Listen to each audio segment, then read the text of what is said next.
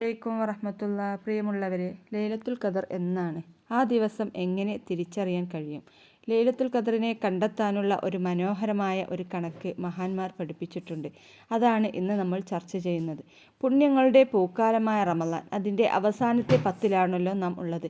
1000 മാസങ്ങളേക്കാൾ പുണ്യമുള്ള ലൈലത്തുൽ ഖദർ എന്ന ഏത് രാവിലായിരിക്കും എന്നുള്ളത് വിശ്വാസികൾ ആകാംക്ഷയോടെയും ആഗ്രഹത്തോടെയും തിരയുന്ന ഒന്നാണ്.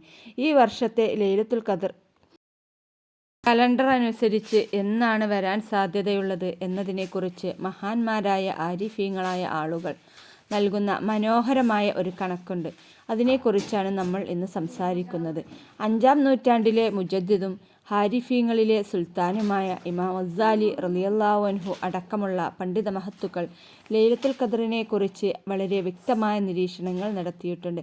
പ്രബലമായ ഗ്രന്ഥങ്ങളിൽ ഇത് രേഖപ്പെടുത്തിയിട്ടുമുണ്ട്. ആ കണക്ക് ഇങ്ങനെയാണ്. റമളാൻ മാസത്തിൻ്റെ 1-ാം ദിവസം ഏത് ദിവസം വരുന്നു എന്ന് നോക്കിയിട്ടാണ് ലൈലത്തുൽ ഖദർ ഏത് ദിവസമാണ് സംഭവിക്കുക എന്ന് നമ്മൾ കണക്കാക്കുന്നത്. ഇതിൽ റമളാൻ 1 ഞായറാഴ്ചയോ ബുധനാഴ്ചയോ ആണെങ്കിൽ ലൈലത്തുൽ ഖദർ റമളാനിൻ്റെ 29-ാം രാവിലായിരിക്കും. ഇനി റമളാനിൻ്റെ 1 തിങ്കളാഴ്ചയാണെങ്കിൽ ലൈലത്തുൽ ഖദർ 21-ാം രാവിലാവാനാണ് സാധ്യത. ഇനി റമളാനിൻ്റെ 1 വെള്ളിയാഴ്ചയോ ചൊവ്വാഴ്ചയോ ആണെങ്കിൽ അത് 27-ാം രാവിലാകാനാണ് സാധ്യത. ഇനി റമളാൻ 1 ശനിയാഴ്ചയാണെങ്കിൽ ലൈലത്തുൽ ഖദർ റമളാനിൻ്റെ 23-ാം രാവിലാകാനാണ് സാധ്യത. ഇനി റമളാൻ 1 വ്യാഴാഴ്ചയാണെങ്കിൽ ലൈലത്തുൽ ഖദർ വരാൻ സാധ്യതയുള്ളത് റമളാനിൻ്റെ 25-ാം രാവിലാണ്.